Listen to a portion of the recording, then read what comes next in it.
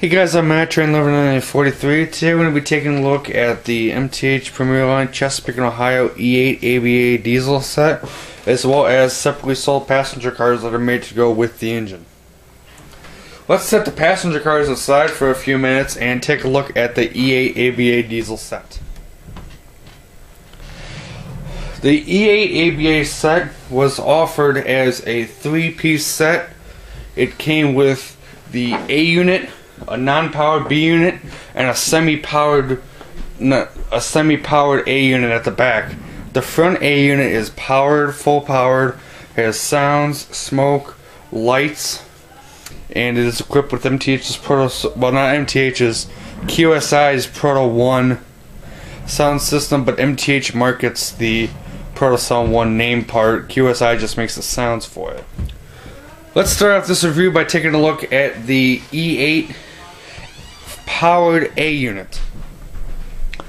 Here's a look at the powered A unit. Like I said, this engine is equipped with Proto Sound 1, and this is the brains of the train. This is the engine that has everything in it, the command boards and everything that is needed. And in a few minutes I will show you the inside of this engine so you can get a look at it.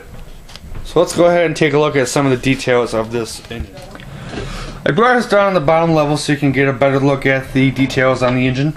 This is a EMD E-8. This was the 8th E unit that EMD produced.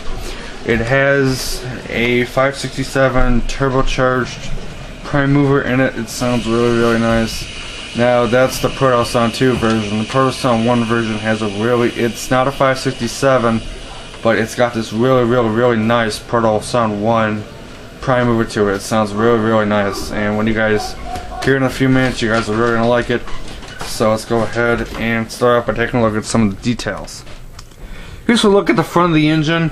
The pilot on this engine is very plain, but please note that this is a streamlined locomotive, so the pilots on the streamlined engines were not near as detailed, or may not have any detail at all.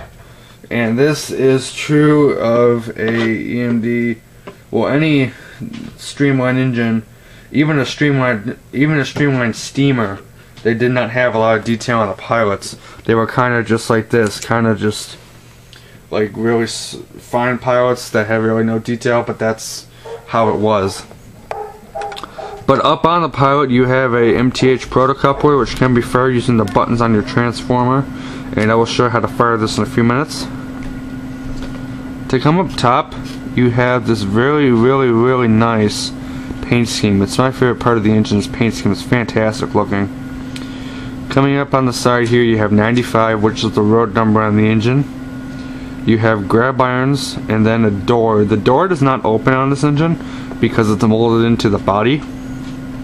You have an operating headlight, which turns on this particular engine when it's running in forward. You have lighted number boards right here, and then above that, you may be able to see it, you have operating marker lights right here. And the marker lights have a really pretty cool feature. What happens is when you shut the power off, the marker lights will stay on for a little bit, telling you the indication of the battery charge, which is pretty cool. You also have an operating Mars light. The Mars light signifies when the train is moving. You'll be able to see it when the engine's running. People will know when the train is coming. Up on top, you have this really cool looking style nose, which is really neat. And up on the side of the cab, you have windshield wipers, which are molded into the body. Here's a look at the side view on the cab. On the side of the cab, you have these triangle-shaped windows. Oh, I'm sorry. These windshield wipers are actually separately applied and can move. These windows here do have window glass inside of them. The door right here opens up. You have grab irons on either side of the door. You have some molded-in step detail. Then you also have an EMD builder's plate down here. Here's a look at the truck side frames. It may be a little bit hard to see them. I'm going to shine a flashlight on there so you can better see them. Here's a look at them. As you can see, they look really nice. They have some nice detail with airlines, brake lines, a little step detail piece, and you also have a lot of like air cylinder detail, stuff like that. Here's a better look at them. See with my flashlight. They look really cool. Here's a look at the side of the engine. On the side of the engine, what's really interesting is you have these 4 portholes on either side here of the engine, and it's got a really cool looking effect. It's pretty neat looking. On the bottom here you have the Chesapeake and Ohio name written out. Up on top here you have this Pere Marquette name placard. I'm going to explain this in a minute. You have an opening door right here, and then there are 2 grab irons on either side. There also is a piece of step detail right here. You have the fuel tank, which does not have any valves or gauges on it, but even so, it still looks very nice. Come towards the back of the engine, you have the same 6-wheel truck design that you saw in the front. Right up here you have some grab iron detail. On the back you have a soft rubber diaphragm, which is on all units. You have a dummy coupler. This does not fire. This is just a dummy coupler, and this is used between the engines only because you don't need a coupler in between engine units. And right here you have a tether piece. This tether piece is used to connect the electronics from this front engine into the rear A unit. To come up on top of the engine, you have a very nice separately applied horn right here. You have this very nice aftercooler vent grill, which looks really cool. And then up here you also have some very nicely detailed fan blades. There are 5 fan blades right here. And then this one right here actually moves. And then there also are 2 smokestacks. Now there is only 1 smoke unit on this engine, and this stack right here is the only one that actually puts out smoke. This one is just a decorative smokestack. Now obviously I might get this wrong. When I power up the engine in a few minutes, if I did get it wrong, you will be able to see which one puts out smoke. I believe it's this one, but I'm not exactly sure. I'm not sure, so just check it out when we power up the engine. Coming up back, you have some piping detail. You have another aftercooler grill, which actually has a simulated fan housing in here. Coming up on the back, you have passenger exhaust heating right here, which looks really pretty cool. There's no smoke unit in it though, but it is an exhaust fan. And then on the back panel, also all around the engine, you have rivet detail. Here's a look at the inside of the engine. And to better show you the details inside the engine, I'm going to go step by step into the details of the inside of the engine. Start off on the front. Right up here you have the cab crew figures, which are pretty cool. You have one of the motors. This particular one is just a motor. It does not have a flywheel on it though. None of the Proto 1 motors had flywheels on them. Right here, this is the soundboard and the main board. All of this stuff here, this is the smoke unit right here, and then right here is the smoke hole right there. This is the board. This piece right here is the actual board that controls everything. This back here is the soundboard. Let's go ahead and take a look at the soundboard for just a minute. Right here you can see QSI right here, and then you can see this little piece. This piece and this piece are very important.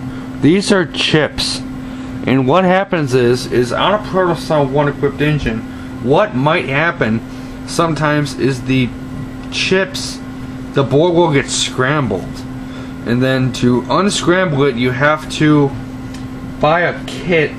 It's called a Proto 1 reset kit. What it will allow you to do, is you will get 2 chips. You'll get a chip like this, then you'll get a second sound chip right here, and then you get a chip puller as well as a new battery that comes in that kit. And that will, after you put that stuff in, it will allow you to run the engine again. So that's the significance of the soundboard. Other than that, there's nothing really special about it. To come on the back, you have the second motor right here, and then you also have the battery jack compartment right back here. This is something worth mentioning. Right up around here, right on this black strip, this is where all the lights are. Right here are the number board lights. This is the Mars light. Right here is the headlight, and then on the other side there's another number board light. The Mars light is timed and it blinks in sequence, and I may be able to share this in a minute. I don't know how well the camera will be able to pick it up. And speaking of lights, in here, this is the assembly for those marker lights. They're connected by a spring pin system, and then those go to the marker lights, which are right in here. So they're actually connected to the shell, not to the body of the engine. Here's a look into that section of the lights that I wanted to show you. I'm going to shine that flashlight in there again so you can get a better look at it. So you may be able to see in there kind of the way the Mars light is supposed to be wired up into. It's a little tough to see because of the camera angle, but the whole idea is that the Mars light is timed into the sounds and everything, which is pretty cool. Here's a look at the B unit. Now, as you can see, I'm not going to do a full in-depth review because the B unit shell is the same as the A unit shell, exception with the cab. But what I want to tell you is that B units, what they were they were cabless A units. They were cabless units. They had an engine in there and everything else. So what they were just cabless units that just went along for the ride and gave extra power if it was needed. Now on this model, this is a non-powered unit. It does not offer any extra motors in here. If you wanted to, you can put motors in here, but that's not something that we are going to do. The only thing that I really want to talk to you guys about is that, as you can see, there's no naming at all on this item. There is no C&O name, nor is there a Pere Marquette name. This was done on purpose, just because this is what MTH felt to do. As I said in the A unit part, I told you that there is a tether reciprocal on the bottom that connects the tether electronics into that flows throughout the train. And what I'm going to show you how to do is I'm going to show you how to connect the tether together. So we have our other unit here, our B unit. We're going to get it on the tracks, and there's a reciprocal pin on the underside of the B unit. That pin is right here. Right there. That is the 4-pin jack connector. That's the female end of the connector. And what you do is you connect that up, and then that way the electricity will flow through the train via that tether. It's kind of like auxiliary air hoses on a freight car or an engine. What those are is those take power into any other cars in the train. Well, this is kind of that same principle, except it goes for connecting electronics into an engine. So all you're going to do is you take the pin that's on the bottom, and what you do is you just connect it up, and you find the pin on the bottom, the reciprocal. What you can do is do what I do. When I put these together, I flip them on their sides like this. What that does is it makes it easier for me to connect it. So all you're going to do is just find that reciprocal pin on the bottom here. This tether only goes in one way, so make sure you have it going in the right way. Once you found it in there, just plug it right in. It should secure. Once it does, you know it's back in there correctly. And you're going to just put the engines back on the track and hook them up together with the couplers, just like this. Before I get into anything else, I do want to tell you guys that you cannot run the two A units apart from each other. You have to run both A units together at least. You can't run the A unit and the B unit. While you may find a way to, like maybe sneak the tether in somehow, I personally would not recommend doing it. while it is semi-possible, MTH doesn't recommend that. And while there are ABA sets that do allow you to do this, and that is a pretty cool feature, that's really not recommended either. But you know, that's how life goes in the train hunt. And last but not least, here's a look at the rear A unit. And since this A unit is exactly the same as the front A unit, I'm not going to do a full-on review. I'm just going to point out the differences that are on this engine. And the differences have to do on the front. So let's go ahead and take a look. The only differences have to do with the number boards and the marker lights. As you can obviously see, there's a different road number, 98 instead of 95. Because of this, 98 is written on the number boards, not 95. And since this is the rear unit, the marker lights are red. And I want to talk about the lights. The headlight comes on when the engine is running in reverse. The Mars light stays on all the time, constant, when the engine is running, and it does flash in sync with the Mars light on the the front engine.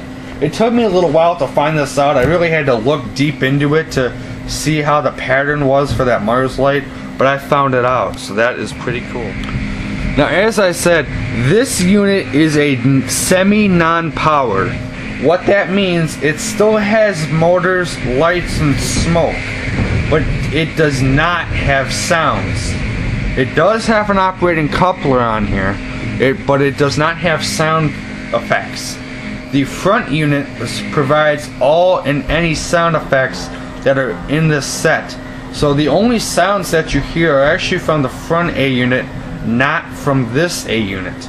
So anyway, let's go ahead and take a look at the running part of this set. Before we take a look at the passenger cars, I want to just show you the sound effects that are on the engine. Like I said, the only sound effects you're going to be hearing are from the front engine, and because of this, that's all you're going to hear. So this engine is a conventional engine. What that means is that you use the throttles on the transformer that you have. Now, if you're using MTH DCS, you can control it via the remote. You use the variable track channels on the remote. I'm going to make a separate video on this. So anyway, let's go ahead, power it up, and give it a listen.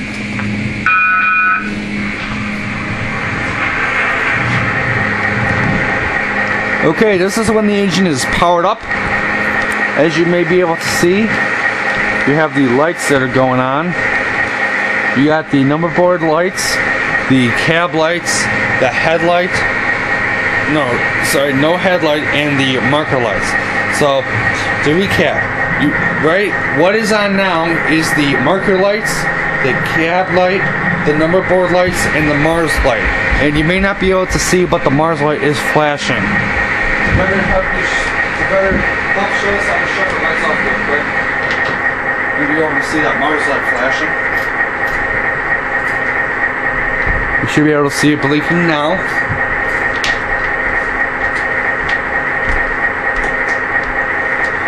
I'm going to go ahead and show you those battery lights, which that's pretty cool. So let's go ahead and shut the power down.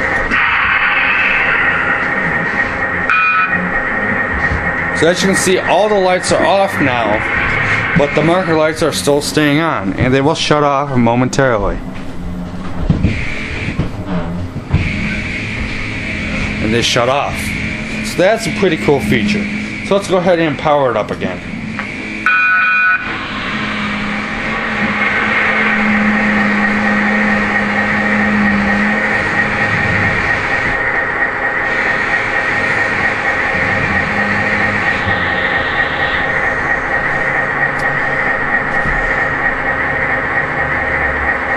That's the startup sounds, like I said.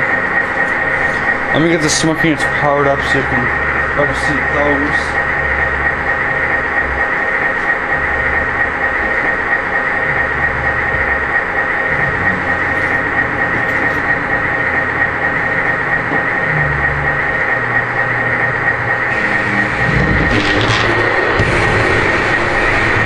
Pretty powerful smoke units, as you can see right here.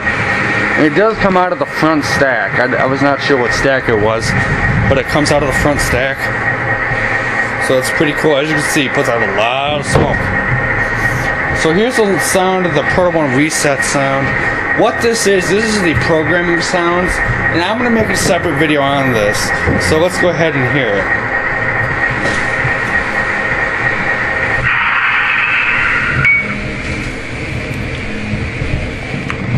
And here it is again.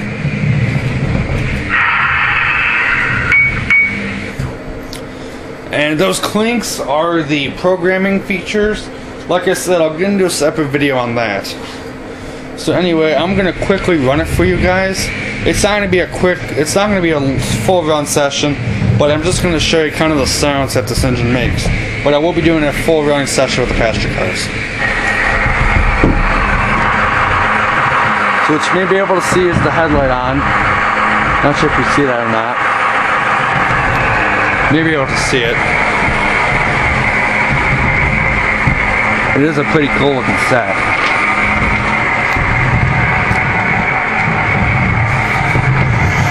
Here's the horn. You can't help but love that horn. I mean, seriously.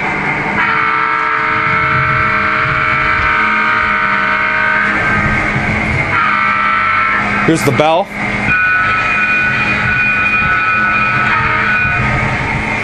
And I just armed the PFA sounds, so here they are.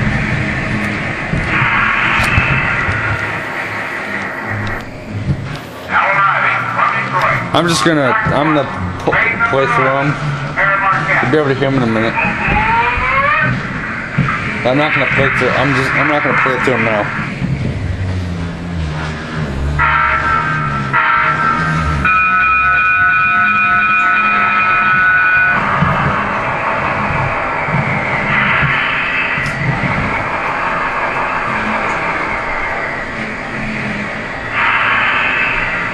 Here's the horn in neutral. Try that again.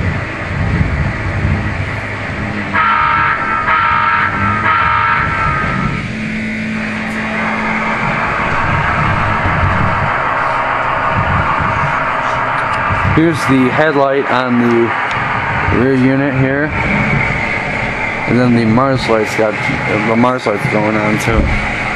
So.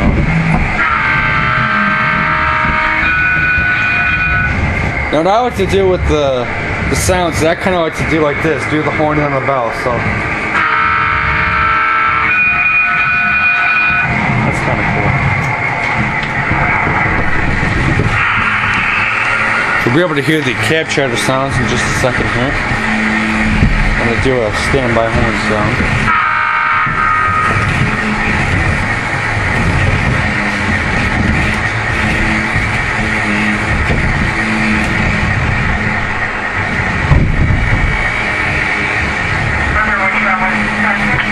And these will alternate these sound effects. So I'm going to go ahead and get it going backwards again and back to where we were.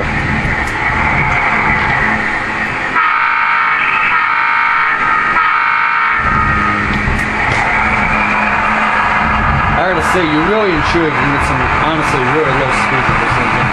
It almost sometimes even looks to me like I'm running a Proto 2. The speeds you can get with this thing, it's got some fantastic speeds. The motors on this one are fantastic. They're some of my favorite motors because they got such a low speed on them. I love them. I mean, look at this. Seriously. Look at the speed on this thing. It's fantastic. For a Proto 1, this is a fantastic speed. Obviously, it does need some help on low speeds, but for the most part, it runs great on low speeds.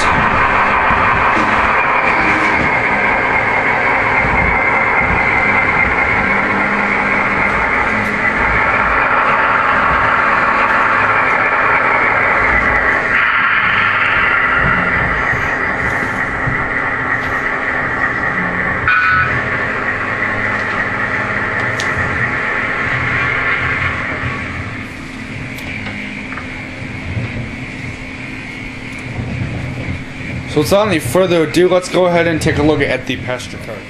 This is the best shot I can get of all 7 passenger cars that come in the set. It comes as a 5-car set and a 2-car set. For this review, I'm only going to be reviewing 3 cars out of the whole set. Out of each set, I'm going to be reviewing only 3 cars. I'm going to be reviewing the baggage car, the observation car, and one of the coach cars. Let's look at the baggage car. The baggage car and all these cars feature overhead interior lights, which are provided by light bulbs. You have very nice truck detail right on the side here. You have an operating metal coupler, and on each car you have diaphragms. Some of the diaphragms though break off rather easily, and on this particular side of the car, which you are looking at right now, the diaphragm did break off.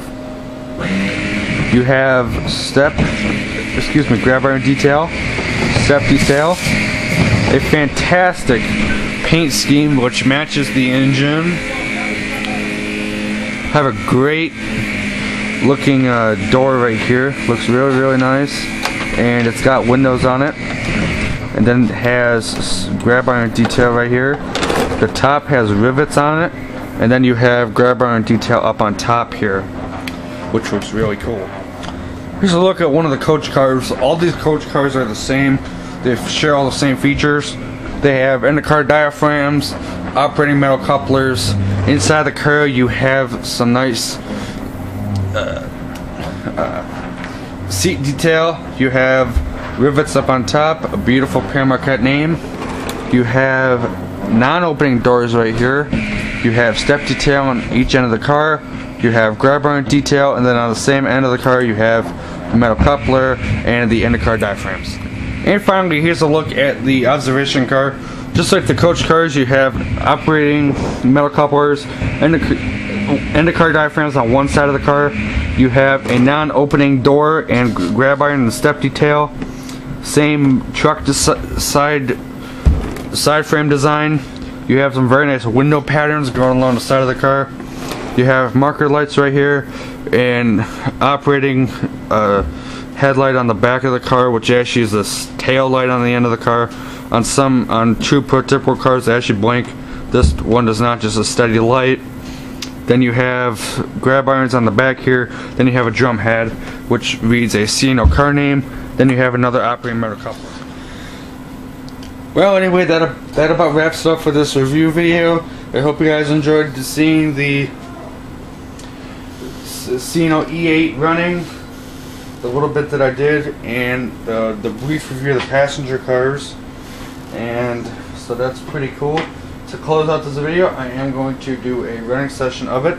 So that about wraps it up for this one. I'm Matt, Train 1143. We'll catch you in the next one.